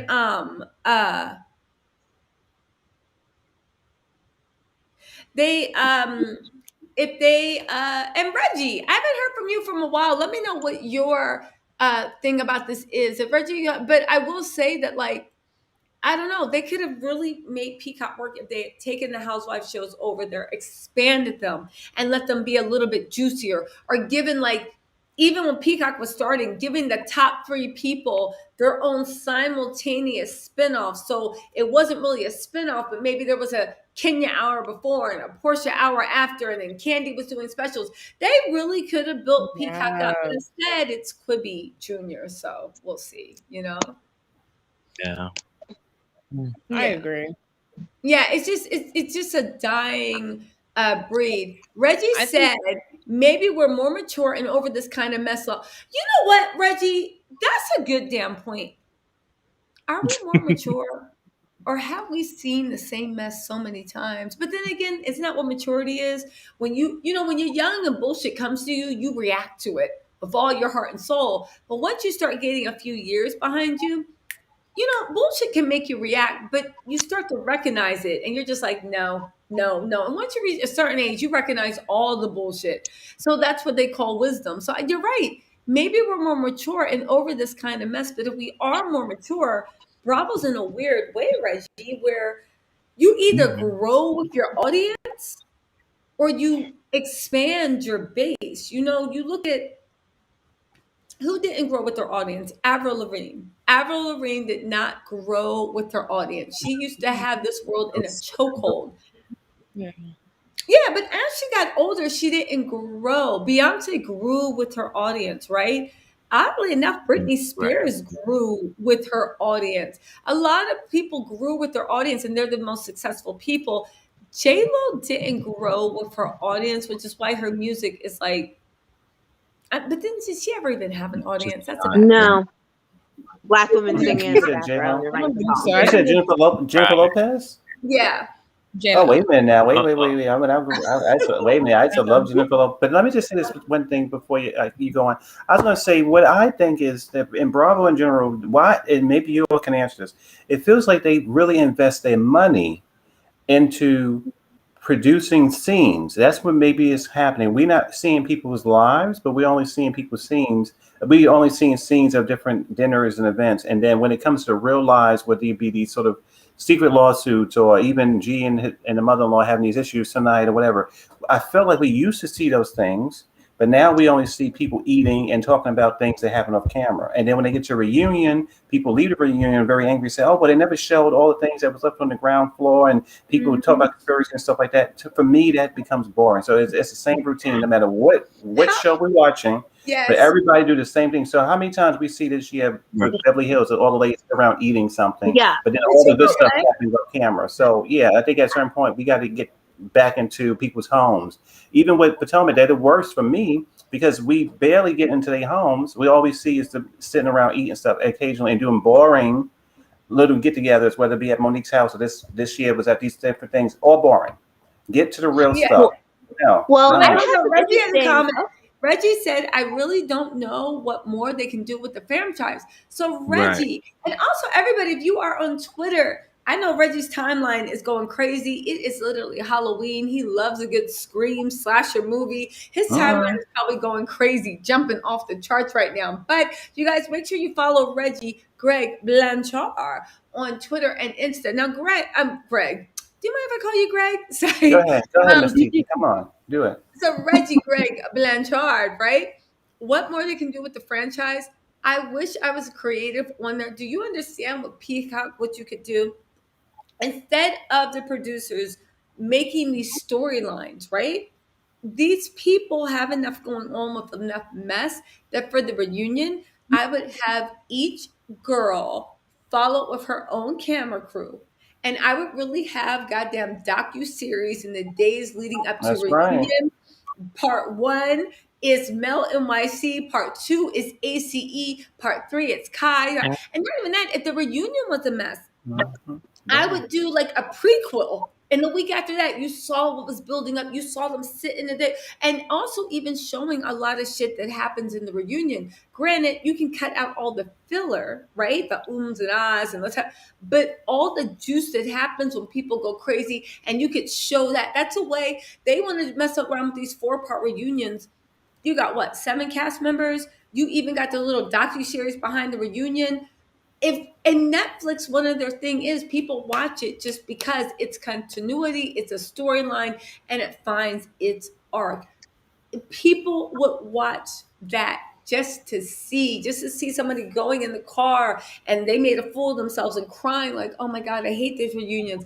Afterwards, but literally docu-series. Like somebody get the people that do Love After Lockup and put them on Real Housewives, because that's how you tell a story. That's how there's so many ways you could go with the Housewives, but it all goes into making it real. Because at this point, there's enough beef to last you for at least 3 seasons. So I don't know. I think we could do a lot. I really do.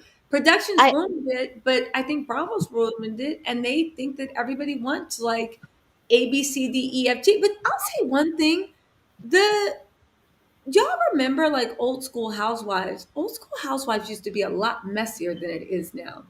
You know?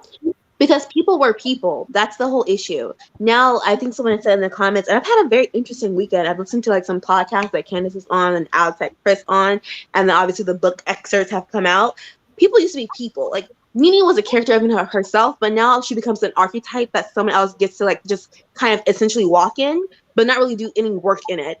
So I feel like, as like Mel said, like we're watching scenes, and we're not watching scenes with like people being themselves. We're watching people pretend to be the character of the role that they have to play on the show, instead of just the messy person that they already are, living in the story that they already are. I think like in Ken's situation, I think there has been a very interesting topic, a conversation about financial literacy and all that kind of stuff. But the way that they twist it initially when she came on season 3 about like her living in her mom's home, I'm like, that's an investment property that her and her mom worked on. And Chris discussed how, Candace was living in that home before they got together. Candace, her mom, bought that as an investment property. And then Candace has been on live talking about how her mom is doing the exact same thing for her sister, helping her build for her first home. Those are not conversations, and those are interesting conversations for like the Black community. But instead we get this, which she can be, a spoiled brat. And like, I kind of like that character too, but we don't get the fullness of it. We don't get to learn that all 3 of her, her mom, her father, her stepmother were all in the military services. And she talks about how like it was a scary time during 9/11 because her stepmom had to be deported. Had to be, what is it? She went deployed. Yes. Okay. And those are those are interesting things. And like, I think Chris even talked about on Alex's channel about how, Candace did take a couple of scenes with her doing her pageant consultancy. It got cut out. And so people always have this narrative like, well, what does Candace do other than the show? And that's why we get that. I think this also like feeds into like, the essential hate, because you do see her at her crazy moments, but you don't see her being able to just be an actual person. And I think that goes for a lot of people. Because even with Mia, I mean, Mia is playing, a role of a character, and she's flipped-flopped all over that, which has annoyed me to no end. But Mia would have an interesting story if she talked about her being a stripper, and yes, how she got, she had an opioid addiction, how she got into chiropractor, how she actually met G, and how that relationship came about, how she, if she is managing, I do question that, but if she is managing, how did she fill those gaps from her life to be able to manage his brothers and his companies now? But instead, we get her kind of like doing this weird boss babe thing, but still talking like she like doesn't run anything. True. No, Reggie has a good point. He says the housewives were more raw back then. It's like when anyone goes more commercial, rapper, singer, actress, anything, they get watered down and more character like. Yes. True. This is true. However, usually when that happens, talking about going mainstream, there's a bunch of money behind it. It's odd to me that they're doing this while you see the ship sinking. Everyone's like, you're both sinking, you're both sinking. And they're like, good point, add more water. And you're just like, okay, have fun. So I agree with you, Reggie. They were, I mean, I look at early housewives, they were so raw, but I also feel that, the thing is, it's true entertainment and evolution entertainment on the West Coast. Because to you guys' point, and Greg, of course, Reggie Greg Blanchard, one of the reasons the early ones were so raw is because the first 2 or 3 seasons were done by the independent production company. Mm-hmm.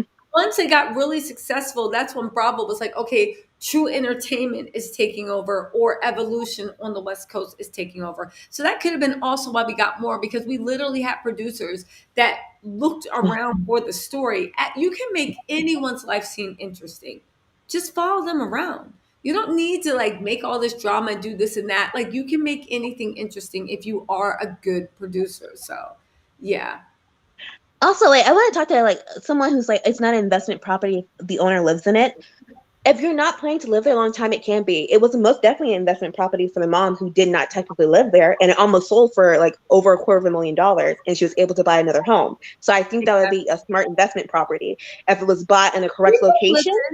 People live in investment properties. I know this. Because what's the point? Because think about this, right?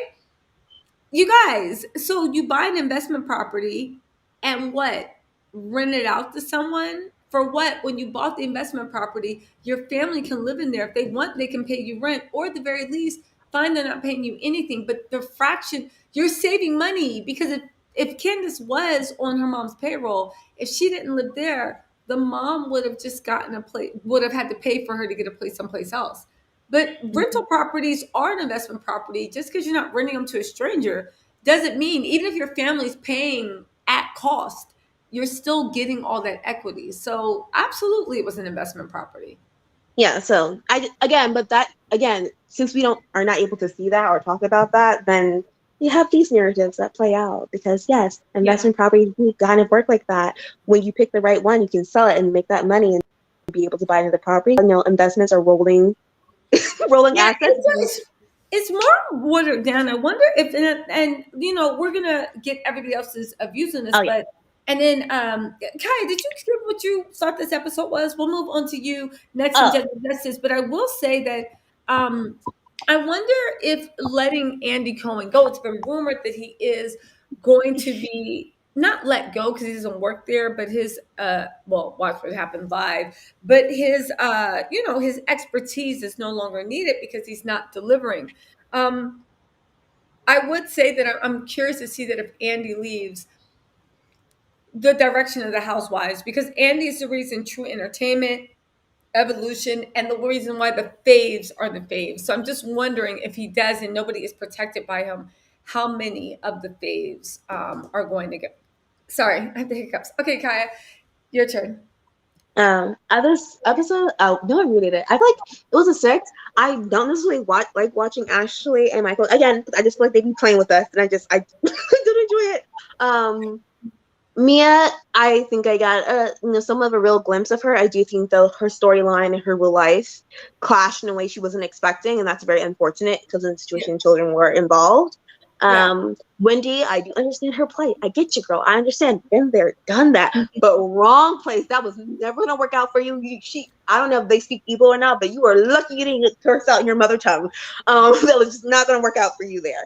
But I think it would be a nice conversation for her to, be able to express, because it would give courage to younger people who are in the same situations to be able to, like, okay, I can still follow my parents' path if I choose to, but still find ways to, like, fulfill myself and my passions. I think that is an important conversation to still have. And again, person talking about investment properties. My family does those. My family has investment properties in different countries. And one of them we actually live in too. And it sits there and no one's staying there. But then we stay there too. So yes, those do happen. I don't understand this thing of like wanting to tear down Black people that we see trying to do something. I find that just so interesting when it comes to the Black cast, especially since I'm like, we have which is not a slight, but we have Karen who's renting. That was a whole thing. But when someone says, "Oh, me and my mom, we're both on this deed, and this is how it goes," we want to contest that. Oh, she just lives in her mom's house, or I would rather live in my mom's house than someone having to feel like they have to come with a pizza box to my house because I moved in the middle of the night and I'm renting out like. Okay, I'm gonna let it go. But yes. Okay. Judgy Justice, what about you? I really enjoyed this episode, honestly. This was one of the better episodes because it was well-rounded to me. And I actually felt like I was actually like seeing the real people, like seeing what's really going on. I didn't I was a little like, I felt like I was a little shorted with like the Mia and the Ashley thing. I felt like that was like all hype for nothing. That was 60 seconds of my life I'm not going to get back. Even though I enjoyed it. Yeah. I was just like, what? That was it. And then there was a cake. And she didn't and there was no whipped cream. And I was just like, okay, we'll see what else happens. Because then it didn't really like, I felt like one thing I don't see a lot of in these series is a nice smooth transition into the next thing. Yeah. Like not even like, oh, the next day everybody left or whatever. It was just like we were on Mia's couch. And I was like, how did we get here? Yeah, I felt the same way. I thought I missed a whole bunch of stuff. I was like using the DVR, and with Xfinity, if you push it too much, it goes back too fast, and then it's a whole mess. So I'm like, I didn't miss anything. But I really think that overall, I would rate it like 8. I do think that hopefully they do take a better advantage of their streaming platform, because honestly, that book would have done better if it was on a streaming platform with actually people's interviews, and maybe like pop up like two a week of them looking back on their life, and actually having it titled like, Real Housewives, Not All Diamonds Are Rose, and actually having it as a series, like once a week, 2 episodes come up. That's cool. Yeah, that would have been really cool. Or even like while we're watching these episodes, because I remember like last season, one thing I liked was that they used to give you those after scenes before you would watch the episode. Yeah.